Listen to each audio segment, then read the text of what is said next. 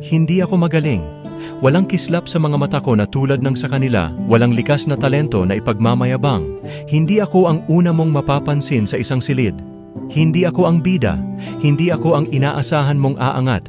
Ako yung nasa likod, sa bawat tagumpay ng iba, nagpapalakpak ngunit walang inaasahang palakpak pabalik. Wala akong mga medalyang bitbit, walang mga papuring ipinagmamalaki.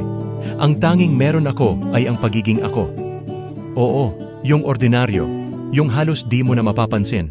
Nasanay na akong magkubli, magpatianod sa alon ng iba. Bawat galaw parang laging may kulang, laging may hinahanap na higit pa sa kaya kong ibigay. At sa bawat pagkakataong ako'y titingin sa salamin, ang tanong ko lagi sa sarili, sapat ba? Pero kahit ganito ako, kahit hindi ako natatangi sa mata ng mundo, umaasa akong may makakita.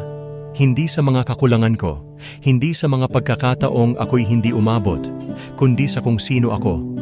Dito sa gitna ng pagiging pangkaraniwan, baka hindi ako ang una mong pipiliin.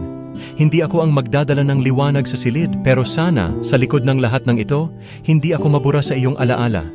Hindi ako ang pinakamagaling, pero may espasyo rin siguro ako sa mundo, kahit gaano man kaliit, kahit gaano man kapayak. Hindi ako natatangi, pero hindi rin ako basta mawawala. Sa gitna ng karaniwan, naririto ako, umaasa, nangangarap at nagmamahal.